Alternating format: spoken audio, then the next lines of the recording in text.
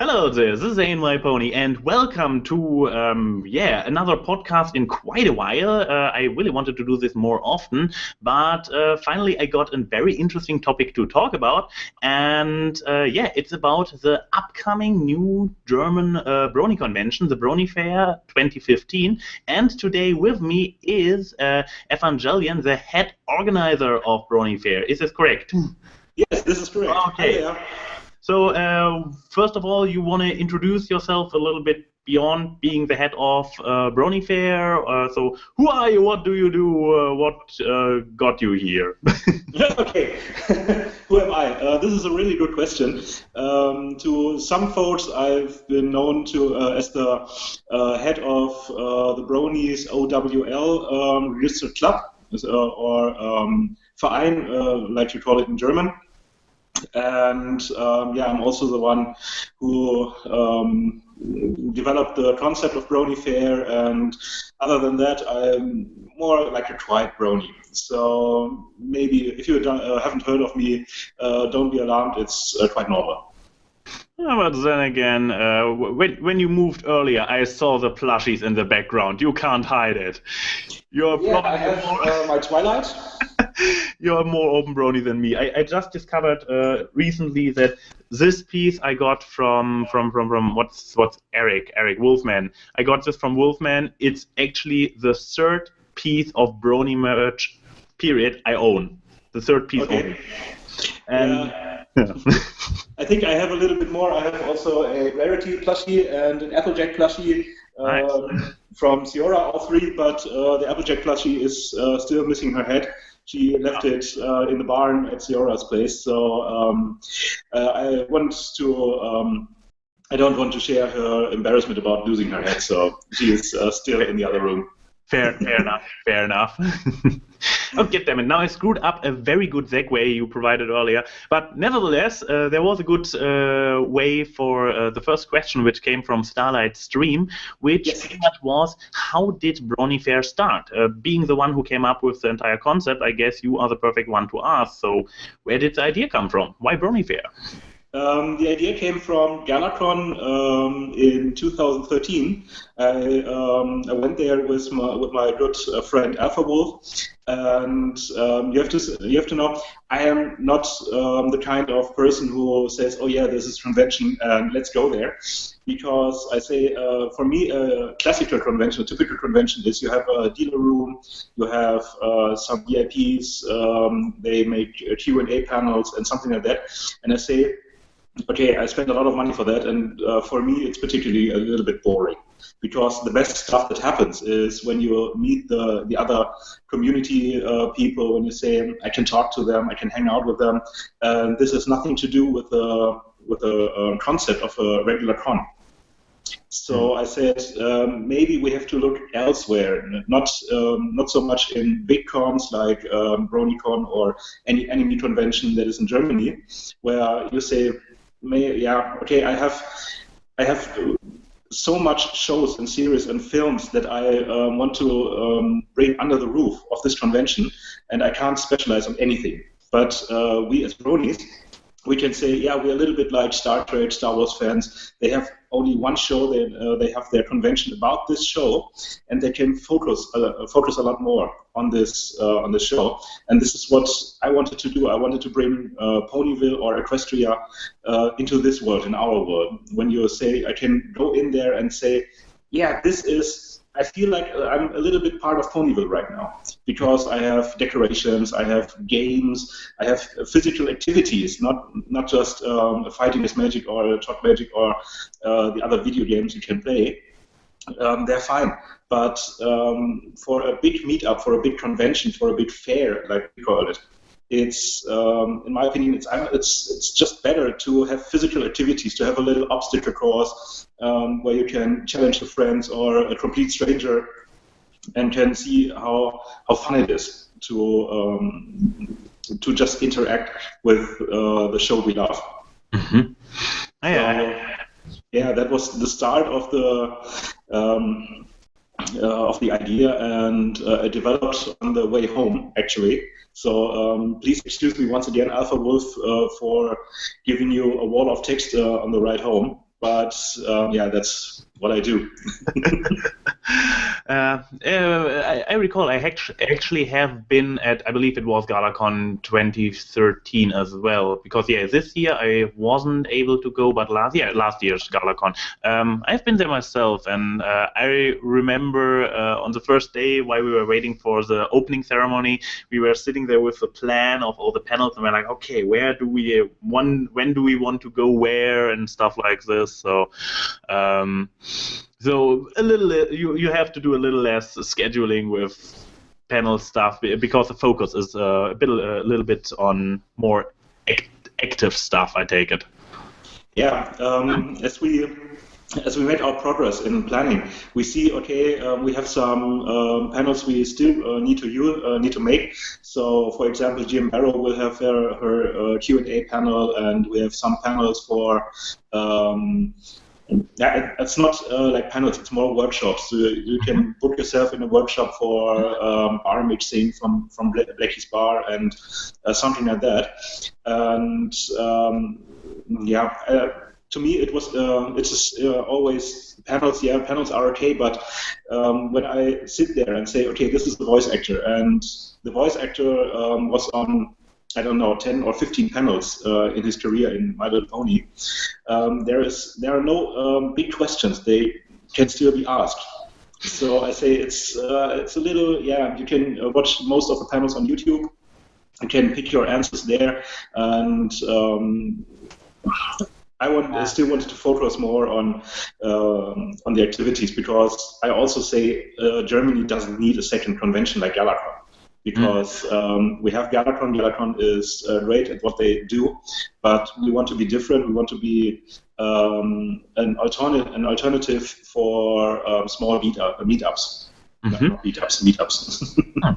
Sure sounds interesting, which kind of allows me to throw in another question by the Minecraft expert. It's a little bit of a tangential question, but I think it fits right here. What would you say, how has the community grown over time, especially here in Germany, I'd say? I mean, that there is even the room for a second convention where you can say, hey, we do a second convention with different focus. Okay, this is a tough one to answer, because I think the community is still growing, and it's still trying to find itself a little bit. Because we have meetups, we have regular meetups, then we have the registered organizations, which have a little more stronger organization focus. So I think we are still trying to find ourselves, where we are in the world, where we want to be in the world. And I hope that Brony Fair just gives a little another fresh wind into the community, where we can say, okay, we don't have our classical cons, but we have another way to interact with the medium. Mm-hmm. I guess this kind of already also answers a question by Grasshope. What do you think this event would bring to the German Brony community? I mean, it gives a new span of variety of giving this alternative to the meetups you just described. Yeah, this is the biggest hope I have, to just implement another layer of interaction with each other, with the community, with the show, and so on. And I hope the community will like it. Well, we'll see about this. April 12th and 13th, was the date correct? This is correct. This would have been embarrassing. I think so, because I also get the dates a little bit mixed up. It's maybe it is now I'm the one who's embarrassed, because I think it's 11th and 12th, but I just get the dates mixed up. I have them in my calendar, and my calendar will just remind me of that. And I know the 12th is one of the dates. Yeah, this is correct, but I think it's the 11th. It is the weekend around the 12th, so Saturday and Sunday around April 12th. Everybody mark it in your calendar. If you haven't done it already. Exactly. I mean, shame on you for not already doing this, people. So now I have a bit more of general questions about the organization of the convention. One starts out, which I got a few times, which is one by Aubrey Eckersell. I hope I pronounced this correctly.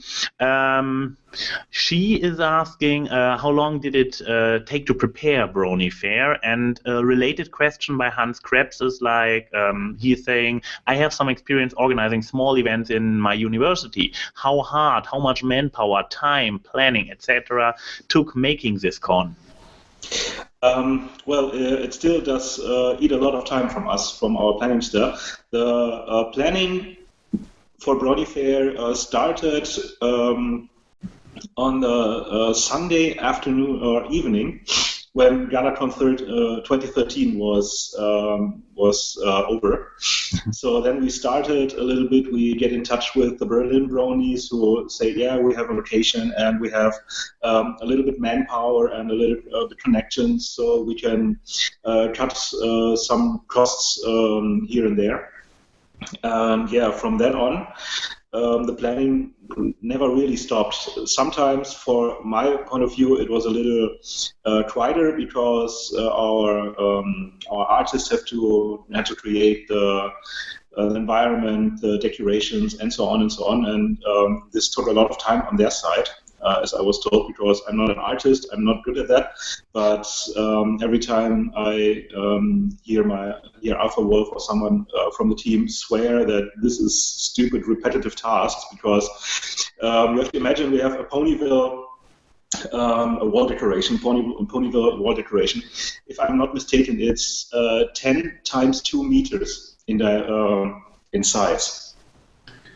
Okay. So you have your whole Ponyville, you have the houses, the streets, and so on and so on, and someone has to create it.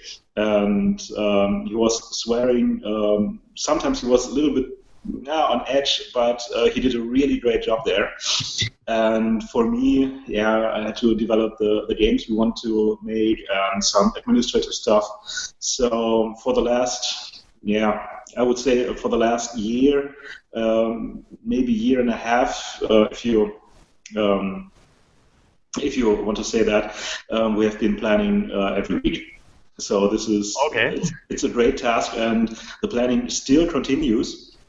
And I think the planning will stop when Brony Fair 2015 will be over. So and then we already start for 2016. This is the other one. I think that yes, this is. This is the first time for Brony Fair, and even GalaCon has only been around 3 times, if I'm informed correctly. So it is still a very new endeavor for us. I mean, sure, we have conventions in Germany like anime conventions, furry conventions, stuff like this. We have a little bit of experience in our country, but in regards to bronies, I believe it's still rather new. And I'm not sure, have you personally been involved with planning this kind of stuff in the past already, or is this your first time as well? I've been planning in Brony community. I've planned the PCRP3. It's a local, a bigger meetup in North Rhine-Westphalia. This is a tough one in English. And we had about 60 people there.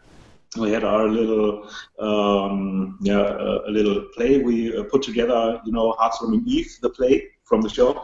We said, okay, let's make some costumes and get in touch with the text, with the lines, and make some decorations. And we performed it there. So everyone in Brony's DE forum will notice that some of us have the playing, what is it called? A badge. It's a badge where we say, okay, you have done theater or something like that. And we will also perform it this year in Soulswarming Eve, or at Soulswarming Eve, to be precise. So, if you're one of the lucky few who just got a ticket to there, you can see us there, and I hope you will enjoy it. On the other hand, big events I haven't planned in my life. But for me, planning is something like, I just think, okay, what I want to see when I pay for an event and I go there and I want to be entertained. So this is the kind of approach I have. I just tell myself what I want to see, what I don't want to see, and then I throw this concept to the other planning staff and say, okay, is this something you would agree with me, or is there room for improvement or something like that? And yeah, this is planning, I like to do it.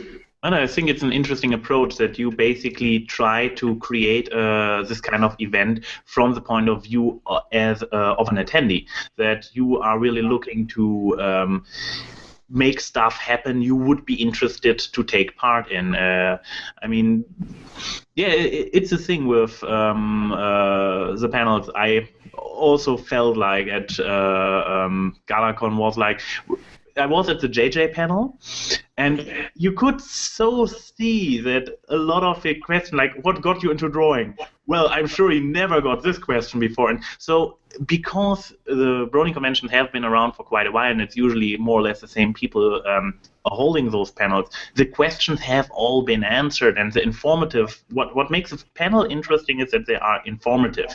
But if the information is already out there, having a little bit of an alternative, having something different to go to and take part in, well, sounds rather interesting. It's a different approach, I hope. It's a good approach, I would say, because you are coming from the point of view, what would I personally like? And then, of course, you go to your team and you bounce the ideas back and forth if they would actually agree with you, or if you are just some weirdo who is into strange stuff. But in the end, it sounds interesting, so something to look forward to. Since you mentioned you did conventions in other places as well, there's a question by Mandragona Dravgis. Oh my god, I'm slaughtering a lot of names today. He or she asks what kind of zoning does a con, or in this case a fair, require, and was it easier to organize this kind of stuff like location and logistics and so on in Berlin compared to other places in the EU? I think this strongly depends on the infrastructure you have in the chosen town, because from my point of view, Berlin is not better or worse than other cities. When we count out regular regular venues for hosting conventions or hosting big events like Hanover, where the Expo took place in the year 2000.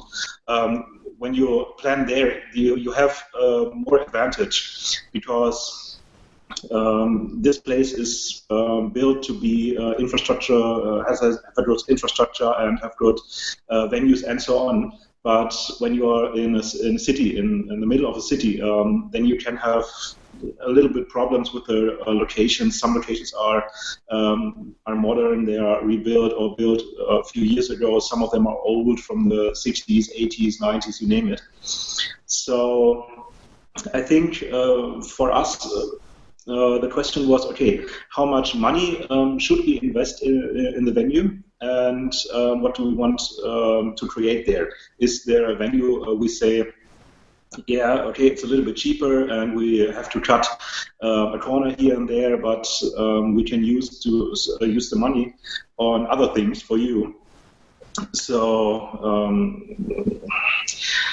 it's kind of, you have to weight your alternatives. Mm-hmm. And then you say, okay, we take this one because this one is cheaper, this one is more nice looking. But when you talk in real numbers, then you see the cheap ones are actually not that bad, but the more pricey ones, they are way more pricier. So sometimes you see you get an offer and you see, okay, the location has nearly the same space, has nearly the same possibilities what you can do there, and then you see, okay, they want triple the money. from the other ones. So, okay, when you say, yeah, triple the money, then we have to make our calculations for the tickets, and you will have to pay more, or we say, yeah, we cannot get our program right, or something like that. And there's a lot of it's a lot of discussion involved there, where you want to go, what you want to do there, and how you can bring your concept to life there. Since we are currently talking so much about money, Daboy2187 asks, how much did the convention cost in preparation? I'm not really sure if just throwing a number out there is really this informative. So maybe you can say a little bit about, for example, also hidden costs and stuff you keep. Often people might overlook by planning something like this and then realize, like, oh my God, where do all those costs come from? So how about the financial side of things? Some advices for other people, some interesting anecdotes that happened to you guys in planning? Okay, how to put that? First of all, throwing numbers around right now would not help the case, but we plan to release our numbers after the fair. So we say we have this kind of income, we have that kind of outcome, and this is where the money went, and so on. So complete transparency. Yeah, we want to be transparent, because I've heard a lot of people who say, yeah, they're just making the convention so they can fill in their own pockets. I mean, there have been a few scandals, especially in the US in the past. So yeah, we all heard of that, or not of all, but most of them. And this is something we want to say, okay, these are the numbers, and this is what's the income, what's the outcome. So a little advice for anyone who wants to do that: get yourself someone who can crunch the numbers. This is very, very important, because when you say, yeah, I have have an Excel sheet here and type in some numbers, and on the bottom line there will a number appear, and this is also great. But you have to see you have expenses that you have to make before the fair starts. This is not in terms speaking in terms of what the venue costs or something like that, but you have to make contracts, you have to pay people to produce stuff, to produce videos or artwork or something like that, and these expenses you have, they are mostly overlooked. So you say, okay, before the fair even starts, before one ticket is sold, you have an expense for 1,500 euros, for example, to pay for advertisement and something like that. And you also have to ask yourself, okay, do we have a caterer on the venue, so we can say just bring food there and keep the food supply running, or do you want to do it yourself and you have to guess how much food you will need, how much you have to buy, because when you buy too much, you cannot give it back. And if you buy not enough, then you have the problem you have hungry guests, and this is even worse. So it's kind of a guessing game. If you haven't done it already, or if you are not a skilled or a learned guy who just says, yeah, I do this for a living, I do this planning for a living, then you have a plan of that. But if you don't, then you have to guess a lot. You say, how much do I need? What I think would the guests eat, or something like that. So yeah, it's to give a bottom line to that. Just take your time. Don't rush things. Discuss it with other people from your staff. Don't do it alone in this scale, because there's always something you will forget. Because we're all humans. We all are not perfect. So just talk to the other ones, talk to your staff, and see how they think about some aspects of all the planning. So now for one of the really, really big questions. Everybody is always like, oh, it's even a question that has been there multiple times. Evie Annie and Moonlight Quilt Studio both ask it, just to name a few. Who is going to be there? Show guests, community guests. I mean, as far as I know, so far there have only been 2 official announcements with AC Racebest and Saberspark, which are both, at least community-wise, rather big names. So good for you. It's a question. I mean, in the interview I've heard before, I believe was just a circle number, like 14 or 17 guests will be there, but it's all still a little bit of a secrecy. So are there any more names you can name? Yeah, actually, when our ticket sales started, we announced GM Barrow.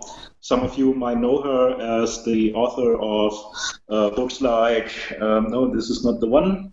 The other ones are still on the shelf. So the Daring Do books or the character books from My Little Pony. Mm-hmm. And she's also a staff writer for season 5.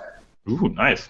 So this is one of the actual show staff we gathered so far. The other ones you mentioned it, AC Racebest and Saberspark.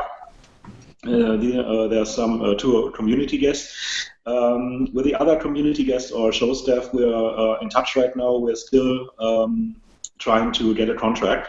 Mm-hmm. So I hope you excuse me if I say until we don't have the contract signed from them, we don't want to announce them because maybe they say no contract. I know someone, and then the one says, yeah, it's fine, but I also have another appointment at I don't know where. So, I can see the problem. When you pretty much announce somebody and then the person has to cancel or did never sign, then you are the one standing there being like, oh, sorry. Yes, I can see it. So kind of you can come. So it also keeps tension high. So guys, you have to stick around to see who else might be there. So yeah, we have some tricks up our sleeves, but I don't lift my sleeve right now. You better believe. Yeah.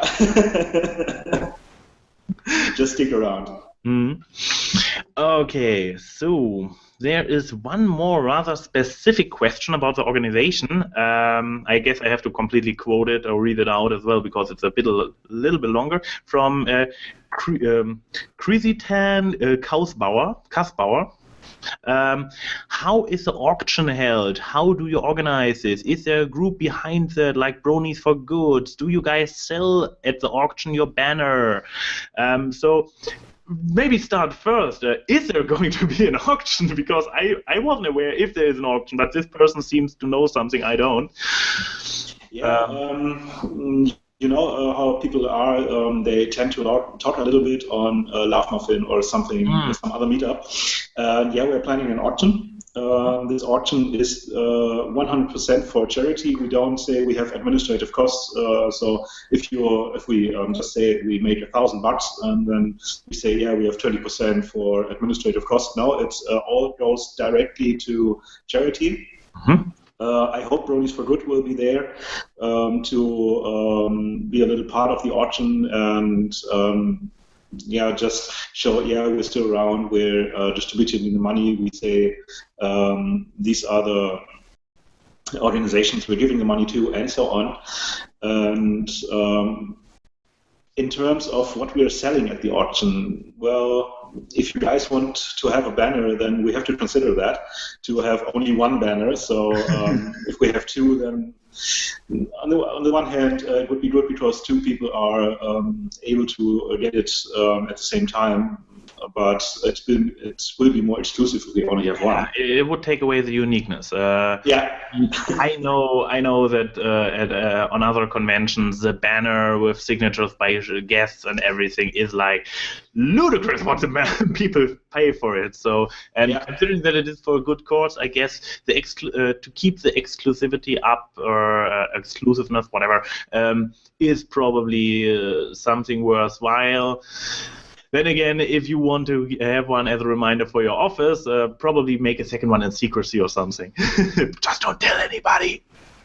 We will do that. You can count on that. No. It's just one banner, and so Okay. if you get it, if you buy it, then you will be the only one who has this banner. So that's pretty much.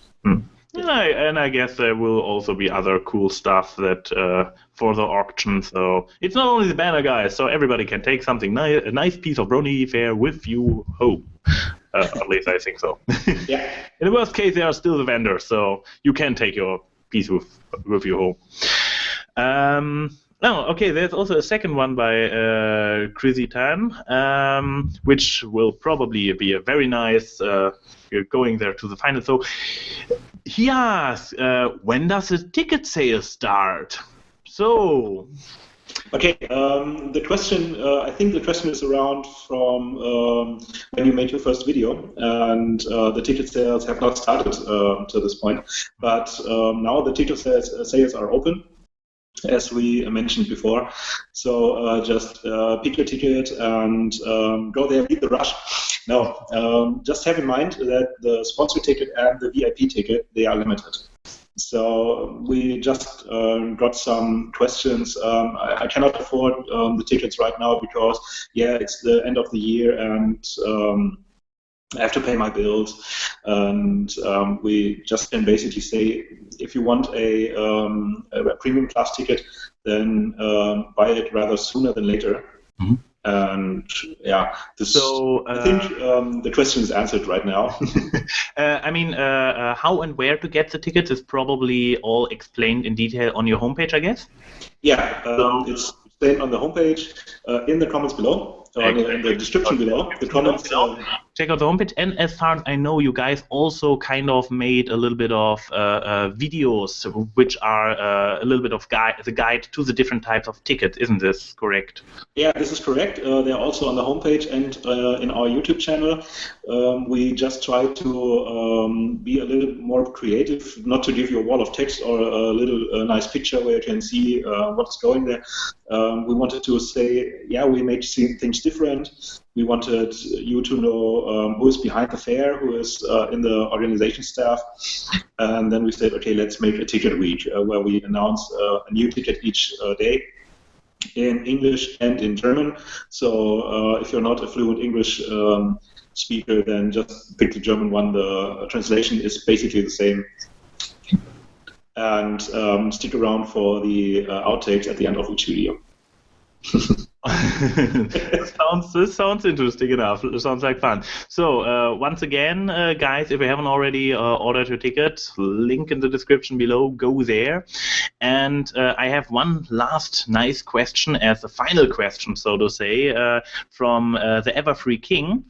Is the con going to be be yearly for the foreseeable future? We hope so. This strongly depends on how the feedback is from the community and how the finances go. Because let's face it, when we say, okay, we have to cancel the con because we cannot sustain it with our own money, or we have to sustain it with our own money, then we say, okay, you get your tickets back and that's it. Mm. But if everything goes as planned, then it will be a yearly event. It will not be always in Berlin, because Brony Fair was invented to be a thing or a fair, a convention, you name it, that is conducted by the Brony community itself. So it will wander. And from my point of view, if I have something to say in it in the future, then for me, I would say we take the next one in Hanover on the Expo 2000 yard, because we have more space there. And as I was not aware 1 year ago that the venues at Hanover are not so expensive as you would expect them. Mm-hmm. So maybe in the future we can say, we have our expo yard, we have the whole infrastructure there, and we can do much more activities there than you have the chance to do in a venue that is in the middle of the city. Mm-hmm. Well, sounds rather interesting. So you guys know what you have to do. Check out Brony Fair. Maybe you might meet some local bronies there. I don't know. And I mean, it's right around the corner. I would be nuts not to go there. Maybe see you there. Check it out. If you like it, support it. Then there might be another one next year and the year after that. And any big closing statement? For me, Yes. A big closing statement. Wow, this is... You got me there. No pressure at all. No pressure at all. Yeah. If you want to come, please order a ticket and enjoy what we have in store for you. If you have questions, just ask us at Twitter and Facebook, or write us an email at team@bronyfair, brony-fair.de. Everything down below. Everything down below. Write us, maybe call us if you have the numbers. If you get the numbers, just call us and stick around, and hope to see you there. This sounds like a good idea. In this case, thank you for your time. You're welcome. Very nice, interesting talking. It was very interesting to talk to you and know a bunch of new stuff about the upcoming convention. And guess I see you there as well, Evangelion. So I hope so. See you soon. Bye.